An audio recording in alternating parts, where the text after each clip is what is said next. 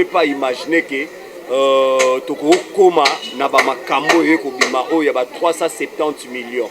Ceux qui avec nous a connié vidéo na ba sali montage comme d'habitude les bango ba ka montage. Alors ba voice. Tu es président coordination, tu as l'obligation ya faire ça mbongo ya et pas comité de recherche. Alors gouvernement mboka na biso azo makambo en charge a veiller vraiment sur ba pasteur parce que bazo sala mambo ya mabe koleka mingi.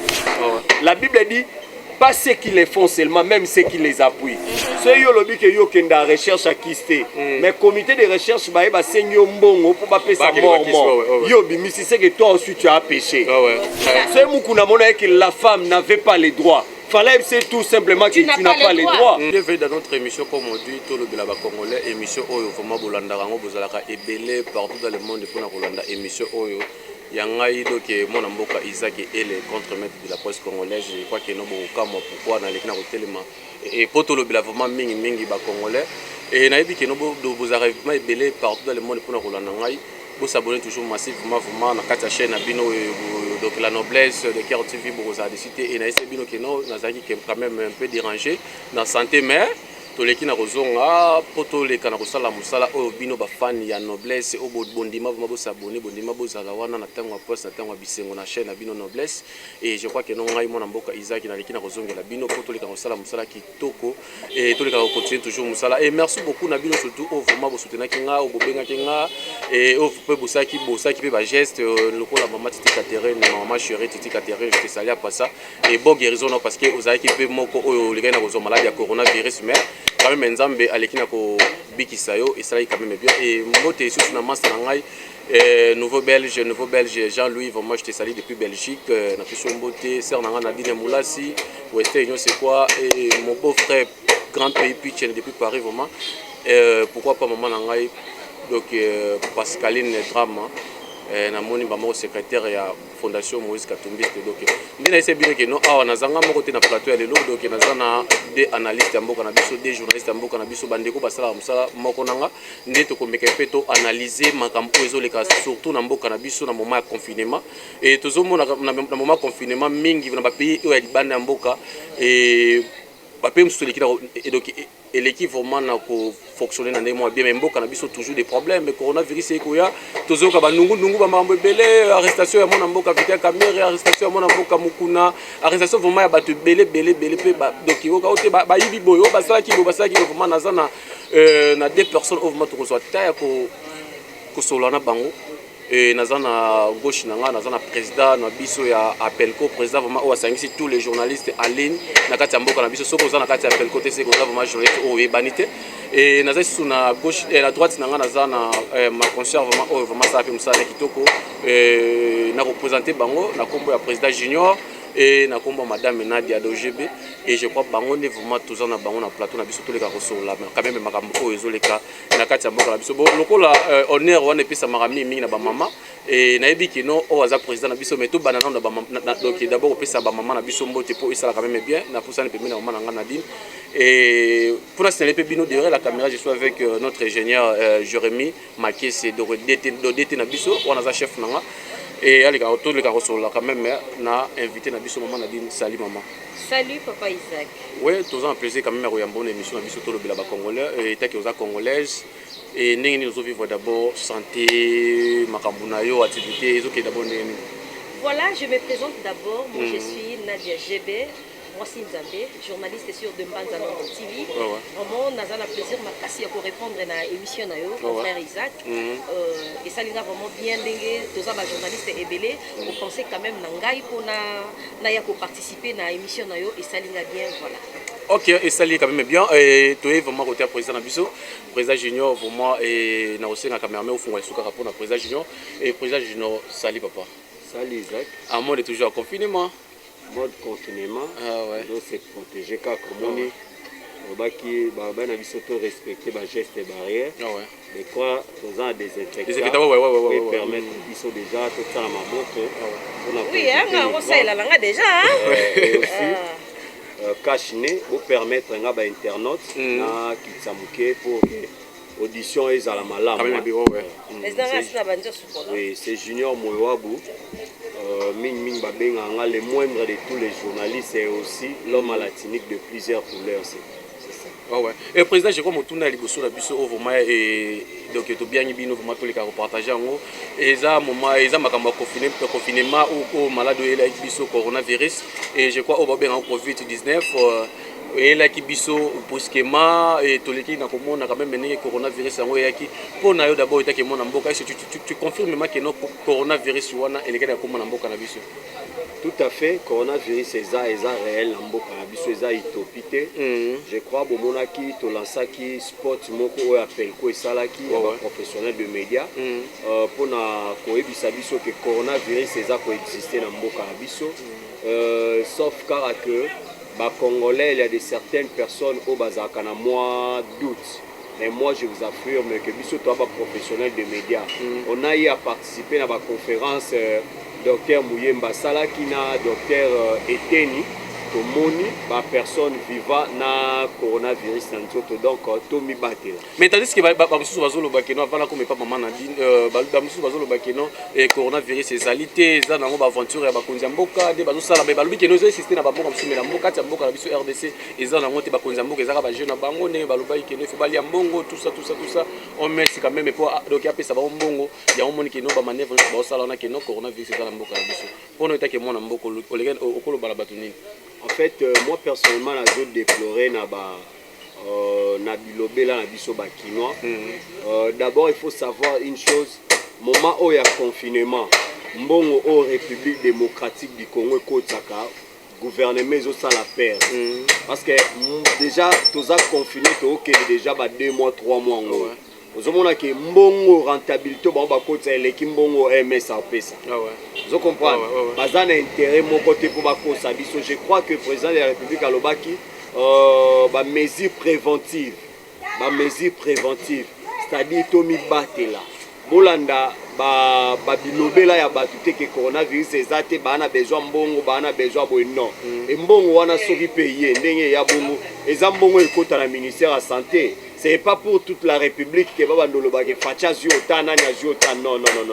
D'ailleurs ils ont perte ya mbokande parce que bozomo a déjà que l'activité na mbok les a paralysé donc tozo perdre bazan intérêt monter bako sabiso. Merci beaucoup vraiment mon mboka Junior vraiment tu as plaisir vraiment to ka réponse na yo et maman Nadia et pour na makamba coronavirus quand même ndenge toujours ka keno peuple congolais mususu balwa keno coronavirus ezo exister na mboka na biso te ndenge ni maman Nadia azwaki message wana oyoka ki makamba coronavirus. Moi je pense que coronavirus c'est vrai et plus à la Covid-19 coronavirus c'est à la mais seulement les Kinois étaient mal informés. C'est-à-dire quoi?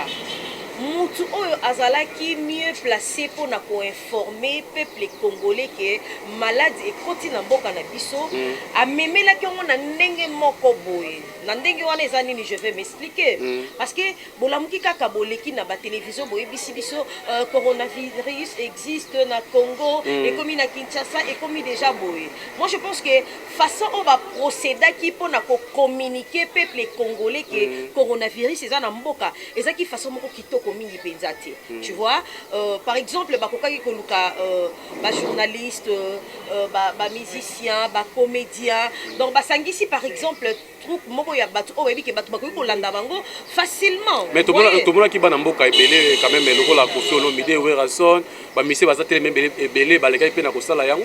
Non mais c'était juste après mais avant le docteur Mouyembe passait toujours à la télé pour dire que coronavirus existe, protégez-vous et loko boné tinga déjà sur la télé loko ça étouffe. Or et ça na certains milliers par exemple biso to sala ki émission l'autre fois na fin fond au sala loko qui ne au revoir Kinshasa. Bayebi kututé ke biloko wana ezo exister. Bayebi kututé ke faut bolata masque. Bayebi yango kututé. Mais seulement ce qui sensibilisation et les cas qui bien, ce qui communication et les cas qui bien. Moi je ne pense pas que bakinois balingaki bazala un peu na doute ya koloba ke on dirait maladie yango esate, on dirait maladie yango esate. Or maladie ezo exister na kati ya Congo. Ouais, maman a dit je crois que nous pouvons conclure na yo question au ya coronavirus et pour na yo etaki analyste ya mboka na biso oya ya coronavirus nane to komi ba confiner na bakati bandako. Est-ce que bakisi en plus na mboka na biso to eleki na kozongisa pe mboka quand même na shit. Mais d'abord, Isaac, je vais te décevoir un peu la question. On a pour te dire que, apparemment, on a quitté ce confinement, ça l'a quitté, hein? Oh ouais. Confinement, parce que ça l'a quitté, et c'était Nagombe. D'accord? Je sais que le président Junior est d'accord envers le confinement et Zaki Nagombe. C'est-à-dire quoi? Un jour, le gouverneur Jontini Ngobi a dit que Tokoza l'a confiné à Kinshasa. Je te jure, si ces jours-là, maladie est réellement, parce que je suis allée moi-même à Shoprite acheter le pain. Il n'y avait pas moyen pour accéder même à Moutouka devant Shoprite. Il n'y avait pas moyen. Aucun n'a gambé la moyen que tu as quitté. Tu vois? Ce qu'on a dit, malade des alaki, des alaki. Malade des alaki, ce qui peut être voilà pourquoi, juste après message, Johanna, bateau ya malade et mati et belé. Information. Merci beaucoup vraiment boyoki lokola maman Nadia qui l'a expliqué biso tous les cas deuxième tour na biso photo tour nango président Junior et na pesi kaka programme keno et vraiment bozala wana na yebi keno émission na nga bolanda nango partout émission pe bolinga nango to yebi keno tozana na orphelinat na biso ezali au royaume des enfants noblesse de Cœur TV ya maman Titi Catherine vraiment tozo senga vraiment na bino batu ya mawa o bolingaka ba ONG tozana besoin ba ONG tozana besoin vraiment ya bino surtout ba asbel lokola éducation pour tout ya maman Sarah Masika bemene omona maman Martina Zawana Cobra Mas Mauvais Cobra Mas Zawana Marquis et bon les remplir pour soutenir orphelinat wana ko sala quand même bien et pourquoi pas maman na biso Nisha Asbe Bilaka Nisha la patrona bon les remplir pour soutenir orphelinat wana la noblesse du cœur tangami la combo ya royaume des enfants président Junior lelo ba confinement oyo lelo tozo kenango mais na si ya confinement tozo mona ba payer belé et ça vraiment ba problème au biso tozo na ngoti et si toko loba na lombangu to moni na si ya confinement arrestation ya mona mboka vite ya caméra il paraît à Ibimbongo à Salibo détournement na minute to loba ba na prison et to moni problème ya président na biso ya Sénat papa na biso comment on appelle ça Alexis Tamboué na maman na biso bijou ngoya quand même un problème où quand même problème to ikeno et papa na biso Alexis na ko s'excuser mais to ikeno au lieu à s'excuser pas moi c'était mais s'excuser qui et pas ya ba maman surtout et à part sous wana to moni donc bon mboka avec mukuna eko yana donc évêque patrimoine après kolongo wana to mona donc papa évêque image ya mabe keno il paraît-il crèvement makambo ebele ake okangisa mona mboka président sortant Joseph Kabila après sous wana to ko ka yembo ko su bakangi président Junior état qui analyse na nyoso on asi koloba wana oko isa d'abord bana mboka o bazali bana mboka nini na nyoso to wana. Merci Isaac encore une fois de plus pour la parole. Franchement ça fait trop mal. Très mal mais ça fait trop mal. Pour na ba autorité na biso, pour na ba personnalité politique na biso, pour na ba personnalité célébrité na biso ya mboka ça fait trop mal. Parce que normalement population moins de vivre na eza en dessous. Vous comprenez? Mais bango o ba causer biso ba tort, eza bateau bazana ba moyen ebele. Par rapport à papa na biso du cas du chef de l'État Vital Kamerhe, je crois que personne n'ignore lorsque le président Fatia va faire un déplacement et il y a tikali na signature comme état PO. PO a assumé président. Confiance président de la République on ne pouvait pas imaginer que Tokokoma na ba makambo yekobima o ya ba 370 millions. Et aussi à travers lui toyoka Daniel Massaro so ba célébrité.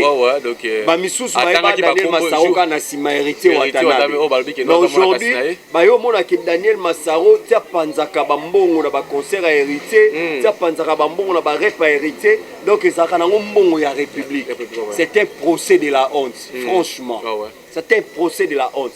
Et quant à moi, na dossier à papa Nabiso Vital Kamerhe, moi je demande seulement que la justice et ça la kamusala nango. Vous comprenez? Bible lobby, la justice élève une nation. Lorsque la justice élève une nation, donc justice et ça musala nango par rapport à dossier wana.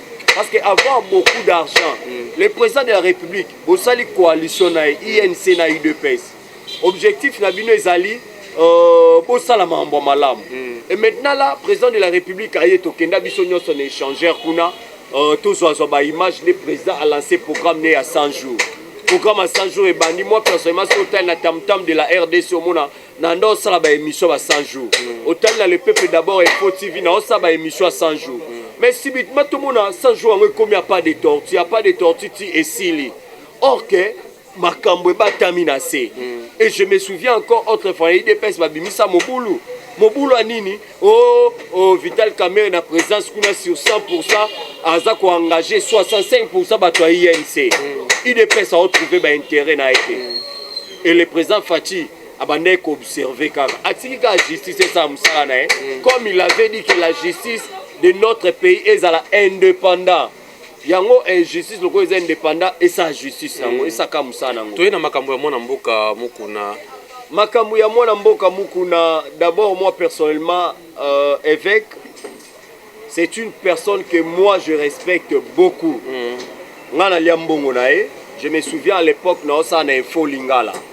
Na ba commentaire na ngai batu ba se souvenir na info lingala na ndeko kumisae na obengaye l'homme de retour à la parole. Le préfet de discipline va commentaire na ngana baneko sala. Ta on a longo info linga na ye na communication éléphant na ba dodan. Na ba commentaire na nga toujours na laisse na kepa avec na bureau na ozanga quelque chose te. Mais et ça là nga pasteur na moni a kotima mbo balinga na avec l'idée du sang. Tokenda mambo bale biso to landa ba vitatina bantsele. Toyebi mambo le kanabale. Yo président coordination tu as l'obligation ya faire ça mbongo et pas comité de recherche. La Bible dit pas ceux qui les font seulement, même ceux qui les appuient. Ceux yo lobi que yo kenda recherche à kisté. Mais comité de recherche ba eba senyo mbongo pour ba faire ça mort. Yo bimisi c'est que toi aussi tu as péché. Vous comprenez? De part na Isaac Mabe. Et je me pose la question, est-ce que pasteur Mukuna azana ba conseiller?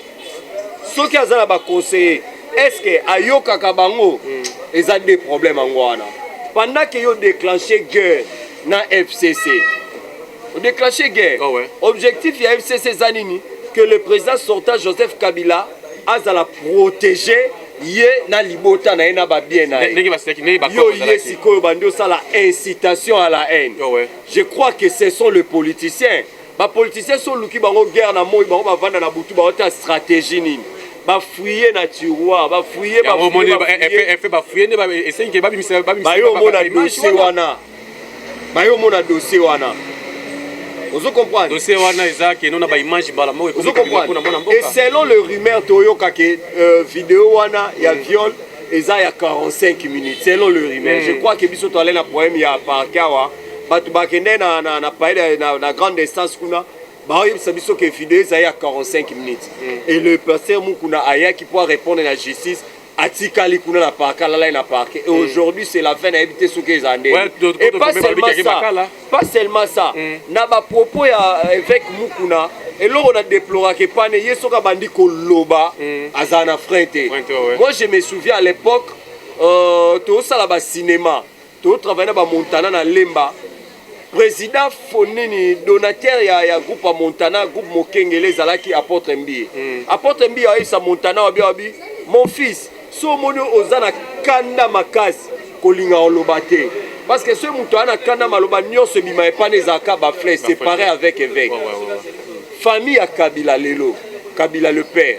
Babimi lelo ba bi évêque à la kisabango nani aboma mwana bango parce qu'il avait tenu ça dans ses propos. Avec la Kisabango que Kabila Joseph Azamouana Bango t'a prouvé bango bango ba yebi na famille Kazamouana Bango. Mais président je crois que non na repé mission na moi question parce que ça peut question autorochité na yo pour na yo ma obo manano makamna yo to na mona mboka maman Nadine maman Nadia o me kempe ko expliquer na makambo o nous to poser président Junior pour na yo taki analyste et royo ki ba message surtout wana ya ba président Vital Kamerhe arrêté to ki mona mboka Mukuna et pour na yo taki maman et ça d'abord ndeni. En tout cas, Isaac, moi, surtout procès à effet beaucoup de la mingi.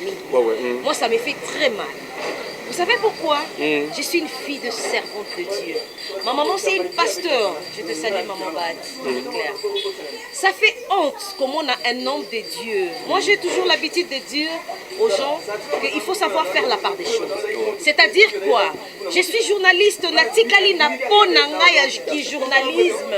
Je fais mon job. Na ye na sali musala na nga, c'est comme ça. Mais c'est beaucoup avec que patrimoine à que non et c'est normal comme ça peut pas la ça peut pas. Non, et ça m'a bêté même la Bible, ceux qui te parlent de la Bible, Josaphat la Bible, ça là qui juge. Et ça m'a bêté homme de Dieu à quoi ça la paix politique. Mais seulement politique en ozo memelango ndengeni. Tu comprends? Moi, je me souviens, à l'époque, quand tu père spirituel, il y a maman au livre, et il disait toute autorité vient de Dieu. Pour foutre Kabila. Mais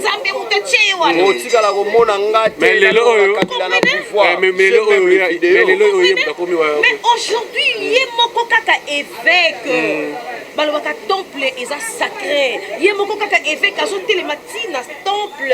Excusez-moi évêque, je m'attendais sur ACK, je n'ai rien à voir contre vous. Parce que tout le monde a quand même tu es en train d'accuser évêque. Non, je n'accuse pas. Je suis en train d'éclaircir les opinions, pas comprendre. Vous savez quoi? Puisque tous les journalistes, tous les éducateurs, il y a masse. Il faut quand même. Parce que les Balandarabiso, Internet, dans le monde entier à travers l'émission. Il faut quand même tant que tous les Bamakambu, tout à la nano et le Ronini, oh, tous les Lobela, n'importe quoi Lobela. Moi je pense que confinement, Oyo, et l'ingake, la sixième, il y a réflexion. On est en train de réfléchir. Qu'est-ce qui se passe? Maladie Moko est frappé le monde entier. Batouba Koufi est belé. Mais na Congo, non. Tokomi comme on a des mitakala, excusez-moi. En tout cas, abonné na biso. Tomeng alors on est là on a combo. Voilà. Bakomi ko s'expliquer ba mambo. Na ceux qui avec nous na akonié vidéo na basali montage comme d'habitude les bango balobaka montage. Alors ba voice parce que ba voix na ye eza na kata ba voice wana. Eza pe na vidéo pe ucho bimake no azo sa crime vers papa moko boye. Non, eza na sens te, eza na sens te. Yo nzamba benga yo fait posa patron ya ba ACK Mobimba. Tu es allé chercher quoi na politique? Tu avais besoin d'argent. Je ne pense pas. Mais il y a le but que nous avons fait patrimoine, c'est normal, il y a quoi couper la mboka. Non, ça n'a pas de sens. Yen nzambe a couper la mboka contre qui? Il fut d'abord leur parrain. Il fut leur parrain. Maman a dit je crois dans zo wana président Toboni que non ba vidéo le but que non ba vidéo les a été à qui ko funda mona mboka. Mais ils ont toujours l'habitude de dire ça va on wanga na taka. Parce que ba bibisi makambo. D'abord il faut savoir une chose, nous sommes des techniciens. Na montage je vais faciliter la vidéo pour basala ngobongo. Il faut fond vert et zanasima. Tandis que dans l'image fond vert et zanasima. Voiture. Vous savez, il y a des certaines choses. Tout à fait. Tout à fait.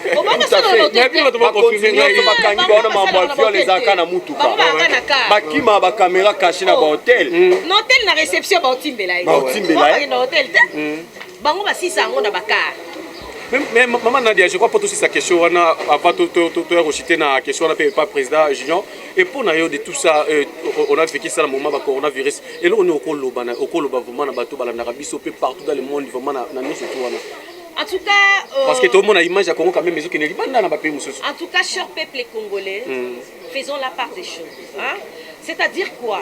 Nzambe abenga yo ozala pasteur, zala na kati église, sala musala na ye, eza ndenge moko papa na biso Junior azawa nzamba te, azala chef na biso appel ko, a gérera biso nyonso ba Isaac ba mal à la tête, ba Nadia GBR moko ba kata na kame, azala quand même na maîtrise à maîtriser biso. Mais pourquoi bino bokomi ko mélanger nyonso tout eza na sens te? Et ça n'a sens té.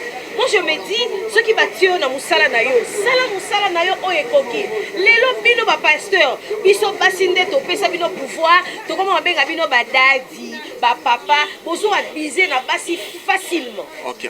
Maman, je crois que tu commis vraiment na question on a commis avant na suka na olobi les invités ceux qui na kati oli lobato te na yo ka kanda mamola donc na kadisa biloko ne pesa nga kanda je préfère encore mettre pour na ko ya ko bibisa na makambo e ko. Voilà, merci beaucoup donc ne balobi que non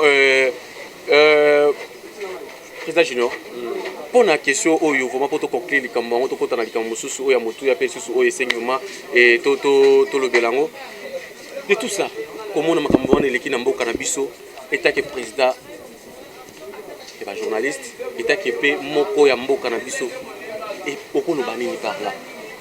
Vraiment personnellement ça fait trop mal.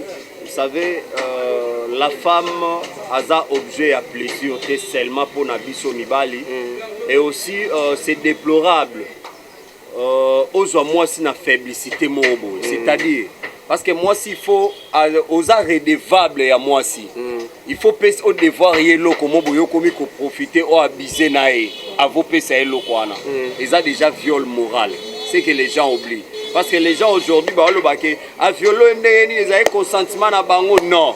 La femme par rapport à badir nae zalaye que il faut mukuna a devoir y livrer parcellaire c'est-à-dire pendant que il y a pas livrer parcellaire tant yo benga mais balupe livrer parcellaire na landa ki bosolo na politique ya mauvais sango bolanda kaka to landika ba idéologie on peut ndenge za kalobi que non livrer parcellaire moi si wana zape na ordre était ko senga livrer parcellaire parce que ezane ba bien pour na mwana. Il y a raison à droite, des infâmes. C'est que moi, si à droite, moi, à droit pour abuser. Mais qui est responsable. Mais moi, je vais te dire une chose. La femme a contacté Mukuna. Mukuna lobby qui est le pan où Moko Zali, on a empêché ça. C'est Mukuna, que la femme n'avait pas les droits. Fallait c'est tout simplement que tu n'as pas les droits. Mais toi tu as accepté, tu as promis.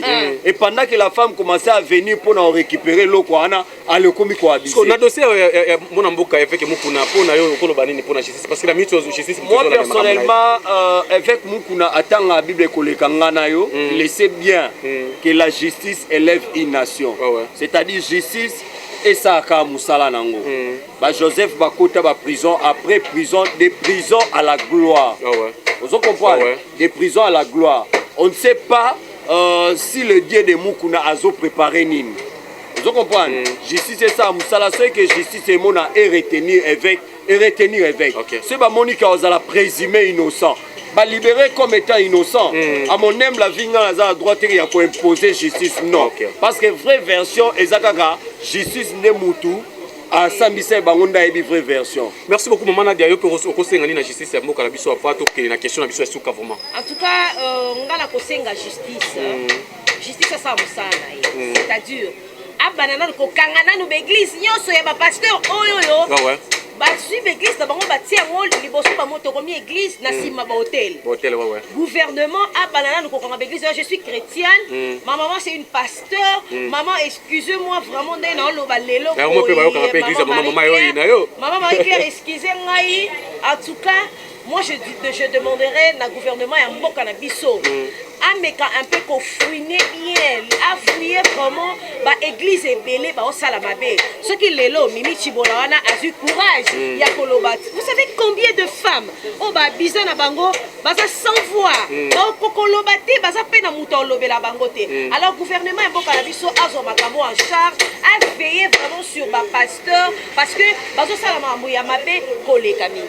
Merci beaucoup vraiment balubi ke esika oyo ya mbibiso to sala ka émission na biso balubi ke no eza espace Salim Salim Garden donc balubi ozango wa espace eza musika te eza juste mara na Bokuma na Matongi na Bokuma vraiment et na quartier Matongi na commune na Kalamu vraiment il y a espace moi bien eloko malili eloko nini donc vraiment eza cadre moko bien to sala vraiment émission na biso et maman na dit je crois que nos questions biso asuka vato ki no chité vraiment na émission na biso lelo eza mingi concernant monde na biso auto vivre biso ba chroniqueur ba chroniqueuse ba bino ba biso basi biso pe ba ndeko mbali lelo oyo to commettre erreur moko boye ou problème moko boye na ndeko biso comédien parce que azami moko pe ba star mboka na biso et surtout mingi tous le bien makamone c'est habillement pas comme pas président parce que question des président alors aussi ça parce que yende vraiment ça président il y a makamone surtout wana était que maman Nadia surtout que la fille a commetté pour ça en chaîne voilà parce que était que ndeko na ya moni que non c'était vraiment prévu na ya mouvement d'émission oyo ça qui est important et pour na yo ba o tozoka o tezaki boyo ozaki bo est-ce que na quelques minutes on ko résumer biso histoire ngo et pas ba fan o bazo condamner la femme au peu bazo mona que no makambo est un peu clair pourquoi la fille premier jour era mona qu'il était violé pour la ligne ayaki ko lobaté pour nya funda ki te era mona ko na zemine ko loba pour noter que maman ko lobani voilà badeko balandinyo so obulanda ka chaîne ya ndeko Reviso Isaac. Non, un peu mais éclaircir dans la bref. Moi je dirais ceci, étant que femme, je me mets à la peau de ma soeur Evelyne. Parce que moi na mobali déjà mobali nyonso abrutaliser moi singa abengaka fojo pour un vrai noko pena mulaika tonton Junior ndenga telemi boye Nadia GB pena ane bien boye so asepe na benge Nadia nene to mona nako so pena boye ça que ko fa non hein tout à fait. oyati tu vois si tu commences déjà à brutaliser la femme ça n'a pas de sens Moussa Nabi Tambola nene moi je parle avec Isaac tu m'as dit Nadia il faut tout ça l'émission ah Isaac ezandeni boso na téléphone Moussa se pesa la ah tout mon ana na va tu to briefer ezandeni c'est comme ça Moussa Nabi se ezalaka soki yo mobali comme il faut profiter de la faiblesse, il y a moi si ça n'a pas de sens. C'est vrai, il y a d'autres filles dans le monde de la presse. On l'a tapé bien migité. Et ça, il me semble faible. Il suffit qu'on a fini de poitrine, de bangaboye. On quitte ça un peu trop décolleté. Mais là, tu es quand même habillement. Voilà pourquoi je dis. On quitte ça un peu trop décolleté. Moi, mon mobile, il me semble faible. Au moins, il y a à profiter. Moi, je te dirais, cher frère, ça ne te donne pas les droits, ce que moi, si à la team B, il y a profiter non so moni moi si moko boye à lati décolleté et que tu es faible au moni que na ndenge moi si à lati mabe bongo et ko pousser na makambo susu en tout cas je te conseille mon frère olongo atawa est-ce que tozo mona pe est-ce que vraiment na mo to sur la makambo est-ce que na monde chroniqueur au biso tozale lo est-ce que c'est important inviter à proposer à obliger journaliste place à retourner émission. Bon, ce n'est pas vraiment une obligation, c'est une négociation. Ouais. C'est-à-dire quoi moi, je vais t'inviter à mon émission, Isaac. Je te dis, Isaac, on tourner émission na Kitambo. Et toi, tu me diras, ah, j'ai benongai na matongé, au moni Kitambo, nazana moi difficulté à moi transport, ou bien na ozana moi bâtiment ba lukanga na moi tongé na moi airboye, to kuta na matongé, et ça nango et une négociation. Vous voyez?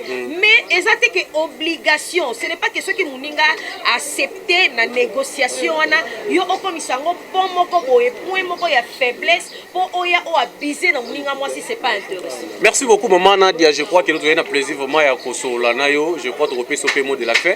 Donc comme pas président Junior et nabi que no yonde uza base ya ba journaliste en ligne.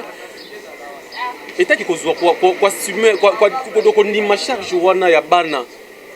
Na komona ba problème ezo ya kaka ko ote ba journaliste en ligne bazo tika mitekala na internet ba journaliste en ligne bazo ça n'importe quoi ba journaliste en ligne bango ba sali ba musicien ba respecter ba touter ba toujours kaka ba journaliste en ligne et ta ki oza président ozo si même donc dans niwana koyo kaka ba message wana ta ki président et loko nini oyo réaction nini oyo yo ozo sala pona biso bana na yo.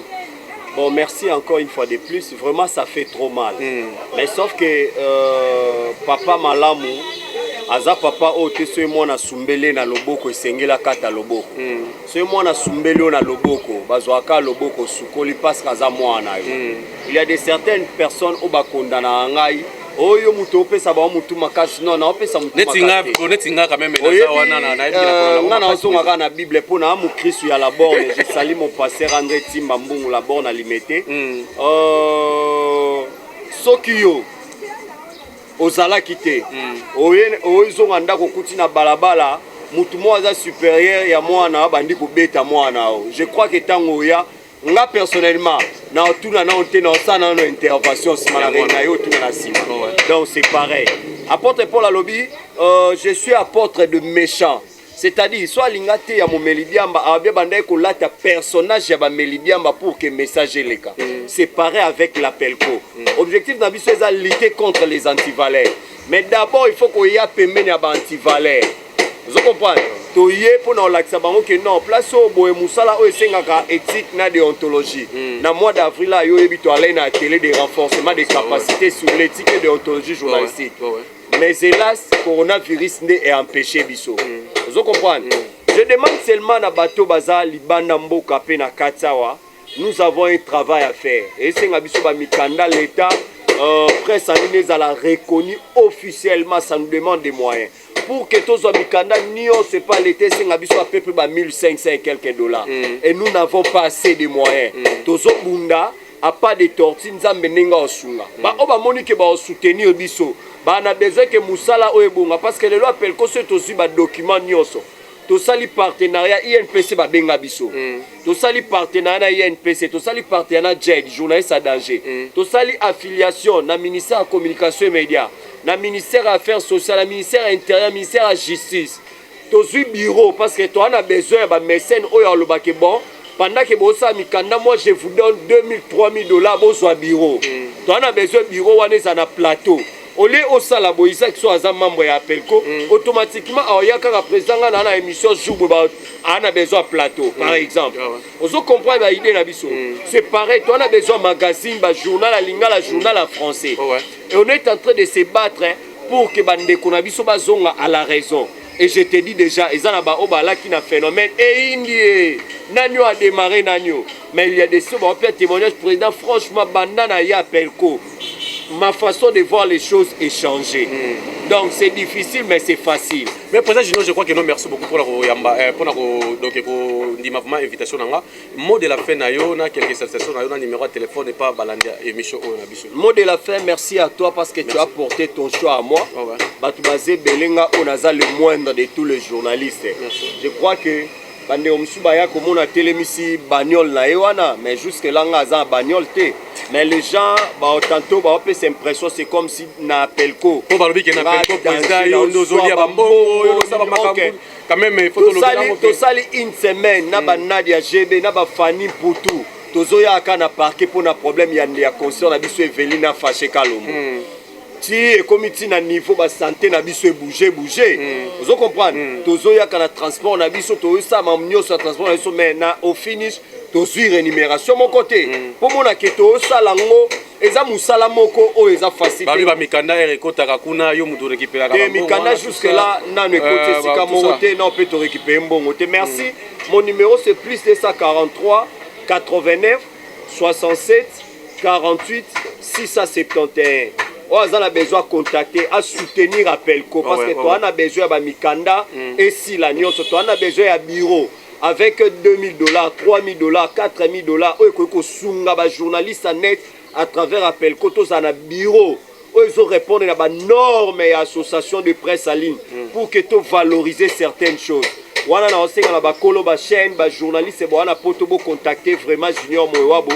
Merci à toi Isaac, merci à Nadia parce que tu partages même plateau. Merci à notre réalisateur. Merci beaucoup vraiment maman Nadia, je crois que tu as commis dans la émission Nabiso. Mot de la fin était que maman et là on a eu batu. Vous pouvez s'appeler numéro de téléphone. Voilà, mot de la fin d'Angezali. Merci beaucoup Isaac. Ouais, merci maman. Vous pensez vraiment et ça l'a bien ma casse vraiment pour la considération. Moi je dirais na ba concert nyonso. Faisons la part des choses hein. Toyaki na net kosala musala parce que ceux qui vraiment pour na sexe ceux qui pour na kindumba boulevard eza ebele boulevard eza pe munene okosala ngo en tout cas ceux qui pour na kofinga finga ta na quartier vous voyez toyaka na totika banda kuna biso toyé na internet kosala musala nous devons respecter ce travail pour que batupe ba respecter biso parce que ceux qui biso moko na nous basi to komi na niveau ya ko se respecter te. Moi, on va le respecter, bisoté, hein. Musicien pas respecter, bisoté, artiste et comédien pas respecter, bisoté. D'abord, biso mon côté, ça la part des choses. Arrêtons au leki aussi mi micro et ça la lier mon côté, y a qu'à se rendre compte. Non. Oh, ceux qui j'aimais à un problème na Fanny, allez ceux qui n'a si mi micro, la mi Fanny l'omba couteau à ramouine donc à rapembe. Et en sens té. Pour des singaï j'aimais si tu me cherches des problèmes, moi je te cherche. Dans le compte internet, c'est un look à place au fan d'ara, na yé, na expliquer au sens de ma casse bundi soto sisi toke parti on a fonctionné à bongo on a royauté que na simbi micro na ngana bengi de beste ya ka tshela micro na regarder yo ne balwasa ni yo hello tena le que non ça ce sont de bassesses ce sont des histoires c'est trop enfantin et ça soni pe est renversé ba age kola to sto komi ba maman netinga boy maman sa montana et doctrine a déjà 10 ans à mon ara maman bango GB asimi micro abandi ko insulter non d'abord tozo fingi sa ba famille na biso parce que eza na ba famille mususu ba edika moi na bango bien mais akena balabala à l'côté éducation balabala ayena on a internet a comment finga ba parents baninga akomo finga ba maman baninga eza vraiment kitoko mingi te bande konanga basi en tout cas to meka un peu kotambola malamu et kozala bien mingi bola taper malamu voilà to meka pe kolata bien numéro de téléphone to exagérer pe ba sukité bon on mona ke asepeli ndenge na lobby soko boza boza na besoin na nga bobengaka Isaac OK so benga Isaac bozwa ngai merci beaucoup vraiment et quand on on commence bien on finit bien et vraiment on a un plaisir vraiment yambela bino deux personnes parce que naebi savoir faire na bango boyo qui quand même présent journée autukoloba qui maman na gagné autukoloba vraiment et ça un plaisir mingi na la c'est appel na lobi que non oyo no surtout vraiment azana ONG na azana asben na azana besoin à soutenir ou à sunga orphelinat noblesse de cœur vous contacter numéro oyo Nenette Banzeye vraiment des akuna na bana vous contacter numéro oyo plus 243 89 38 06 270 ou bobenga bokozwanga moko pe na kopesa bino ba directive pour na kosunga orphelinat wana et tout ça que no espace autour qui na kosala émission eza espace Salim Garden donc eza vraiment na matonge wana ceux qui ont wana vraiment na venir beaucoup mana c'est vraiment ya kalama face vraiment ya stade de 20 bokozwa espace oyo vraiment place tout na ba émission na biso et quand moi vraiment na pesi mbote na ngai na mama Bobette Mabanza Bobette Mabanza vraiment depuis Belgique na pesi donc maman na ngai Edwin Ndongo la prophétesse na pesi mbote na pesi mbote na ngai vraiment na batu surtout balinganga vraiment boza wana tellement ébélé masalanga DJ Yannick moko depuis Paris na pesi mbote na pesi mbote donc pas de problème je salue mon boss Debrino original. Bonjour papa. Donc na pesi vraiment bien surtout au soutenir nga vraiment Isaac de près et de loin vraiment bambote na bino donc c'est on a Misha Mayamba gara mopende boza mebele vraiment bo soutenir nga moi na tanga bakombo na bino trop vraiment ezate parce que bino mo boyebi kale to sola vraiment ngayo na zongi beaucoup de toujours s'abonner massivement pour rejoindre toujours des missions na ba couleur surtout au bino bolinga nga na sala musala donc derrière la caméra j'étais avec mon frère mon chef DT na biso donc Jérémy Makes et merci à toi Stéphie Balenda donc il y a toujours na biso na kata noblesse et merci à toi aussi Ben le positif Ben ma vembo vraiment et bana surtout il y a éducation pour tout vraiment association éducation pour tout il y a maman Sarah Masika na pesi bino ba mbote belé bon s'abonner massivement à la prochaine bye.